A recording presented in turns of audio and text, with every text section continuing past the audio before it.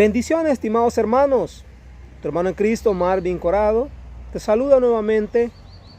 Hoy vamos a terminar el tema sobre los profetas mayores, continuando con nuestro curso bíblico.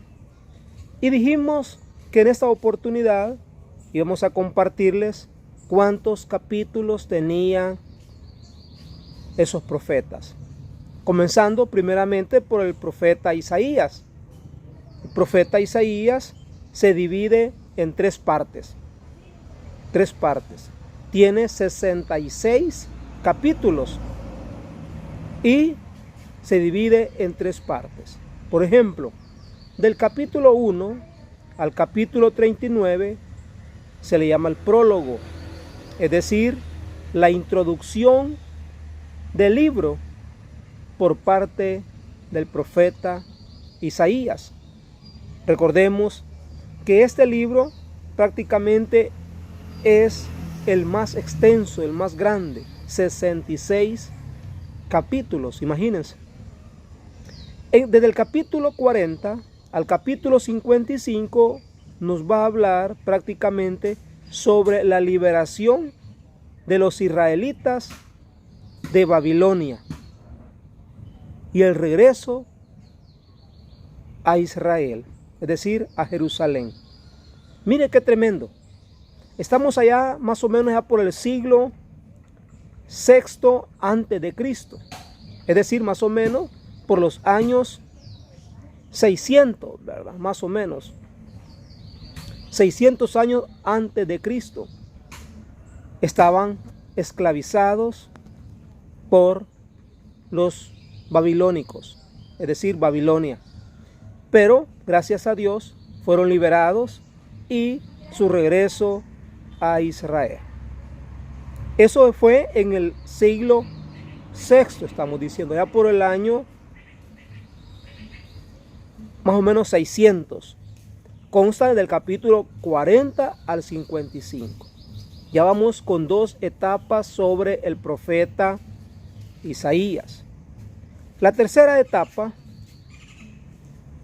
ya nos va a hablar más a fondo, del capítulo 55 al capítulo 66, es decir, hasta el último capítulo de este profeta. Y ya ahí nos situamos allá por el siglo V al siglo III antes de Cristo. Es decir, 500 años a 300 antes de Cristo. Recuerden que estamos antes, venimos restando años porque venimos aproximándonos a Cristo, al Nuevo Testamento. ¿Y qué sucedió ahí? Bueno, la restauración de Jerusalén. Después de la destrucción, porque fueron saqueados, Jerusalén fue saqueado, destruido por los enemigos, pero ahí nos narra, nos va a narrar, vamos a escuchar, vamos ahí al capítulo ese, nos va a hablar precisamente de eso. La restauración, del capítulo 55 estamos hablando, ¿verdad? Ahí podemos encontrar nosotros todo en base de este profeta. El profeta que nos habla de la esperanza. Isaías fue el que nos habló cómo iba a suceder el advenimiento, la venida de nuestro Señor al mundo, es decir, aquí a la tierra. Por ejemplo, si ustedes se recuerdan, en el capítulo 7, que estaríamos todavía dentro de la introducción, del 1 al 39, el prólogo, la introducción del libro del profeta, nos va a hablar de que Jesucristo, el Salvador, el Emmanuel, iba a nacer de una mujer virgen, de una doncella. Imaginémonos entonces que estamos hablando, fue más o menos por el siglo VIII, siglo VII. Estamos hablando de 900 años atrás, antes de nuestro Señor Jesucristo. Y dentro del capítulo 40 al 55, dentro de la segunda etapa, ahí podemos recalcar cómo nuestro Señor también nos va a hablar de que Él no deja solo a sus hijos, siempre está a su lado. Por ejemplo, leemos el capítulo 41, vamos a leer el capítulo, por ejemplo, el capítulo 49. Ahí nos va a hablar de todo eso, estimados hermanos, de cómo el Señor se compromete haciendo promesas de estar siempre a nuestro lado. Y nos habla de esperar una nueva salida. Y fue Ciro, el rey, el gran rey Ciro, el libertador de Israel. Capítulo 41 no estamos hablando, ¿verdad? Hacia el 55. Y del 56 al 66 ya nos está hablando de la restauración. Los muros de Jericó los vuelven a levantar. Aquellos grandes templos, portentos, ¿verdad? Maravillosos. Hermano, todo fue destruido. Porque cuando Dios quita su mano de poder de su pueblo, el pueblo era devastado, el pueblo era destruido. Bien, hemos hablado del profeta Isaías. Continuamos porque el tiempo es oro. Espero que algo vayamos aprendiendo de esto. Son 3 etapas de 66 capítulos que está compuesto el libro del profeta Isaías. Luego entramos a estudiar un poco el profeta Jeremías. Jeremías tiene 55 capítulos. Perdón, 52, no 55. 52. Restémosle 3 menos todavía. 52 capítulos. Donde profetizó el juicio sobre Judá. Dentro de esos 52 capítulos. Vamos a ver, vamos a llegar a Jeremías. Aquí estamos en Jeremías. Jeremías. ¿Cuántos capítulos acabamos de mencionar? 52. No me van a confundir, no son 55, son 52. ¿Qué fue lo primero? Profetizar el juicio sobre Judá, que era el reino del sur de Israel. Israel estaba dividido por el reino del sur, que estamos hablando de Judá, y Jerusalén. Estaba más al norte. Estaba más al norte. Entonces, Jerusalén, Judá, eran parte de los más fundamentales, podemos decir las capitales de Israel. Entonces, también ahí nos va a hablar de cómo el profeta Jeremías quería hacer nuevo a Israel. Por ejemplo, pudiéramos citar el capítulo 18, tal vez de todos conocidos, ¿verdad? Ahí me gusta porque nos va a hablar sobre el alfarero y el barro. ¿Se recuerda? O la alabanza, ¿verdad? Tú eres el alfarero que con tus manos me has formado. Tú eres el alfarero. Bien bonita, preciosa. Hay también otra alabanza donde nos dice de que el proceso del alfarero y el barro para hacer un bonito cántaro, una bonita vasija, no es fácil. Se ve bonita la vasija ya terminada, pero antes de terminarla o para terminarla, el proceso dice que nos va a hacer llorar. Vamos a sufrir, porque el alfarero despedaza, demuele el barro y hace la arcilla, la vasija, a su gusto, a su manera, hasta que le queda perfecta, sin ninguna agrietadura. El proceso de limpiar el barro no es fácil. Se le va quedando todas las piedritas finitas que tiene, cualquier astillita que haya tenido, pasa por ese como un colador, purificador. Y así es el pueblo de Israel en mis manos, dice el Señor. Esta otra alabanza, mire, tercera alabanza que ahorita me estoy recordando del alfarero. Donde dice, barro en tus manos, yo quiero ser. Mas si tú quieres, puedes hacerme a tu manera, pues para eso yo vine aquí. Cuando uno va al templo, llega al templo como barro en manos del alfarero. El alfarero es Cristo, es el Señor.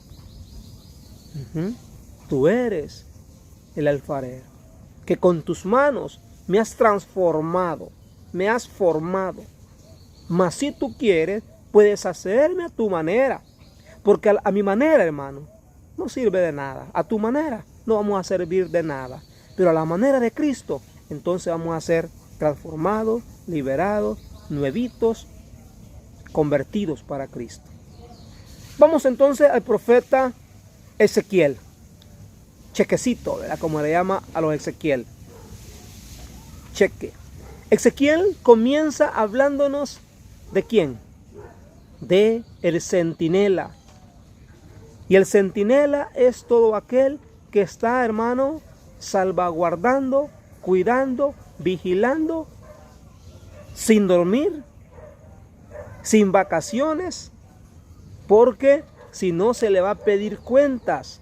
Está al frente de un pueblo, está cuidando a ese pueblo, y el pueblo tiene que decirle lo que Dios quiere que haga, porque si no le dice a tiempo, y si el pueblo perece por su culpa, quien va a dar cuentas al último día va a ser el centinela, el vigilante. Pero si el centinela o el vigilante le dice la verdad a su pueblo, y el pueblo por desobediente no hace caso, no obedece y muere, entonces el centinela, el vigilante, se habrá salvado por decir la verdad. Capítulo 3 de Ezequiel, ahí podemos encontrar eso. Qué bonito, hermanos. Ezequiel tiene 48 capítulos. 48 capítulos. Venimos de arriba hacia abajo, ¿verdad? Isaías tenía 66, Jeremías tenía 52, Ezequiel ahora nos dice que tiene 48. ¿Qué más narra Ezequiel? La destrucción de Jerusalén. Vuelve a hablar otra vez de la destrucción de Jerusalén, la gran capital, el juicio sobre el pueblo y finalmente el regreso de los exiliados y el futuro glorioso de Israel. El regreso. ¿Quiénes son los exiliados? Los que los llevaron esclavos, los que se los llevaron, hermanos, a la fuerza, los que los llevaron a tenerlos trabajando para siempre Babilonia. Los asirios, como también se le llaman. Los sirios o asirios eran prácticamente enemigos de Israel, de Jerusalén. Y todo eso trajo esas dificultades sobre la destrucción. Ezequiel juega a la guerra, dice el capítulo 4.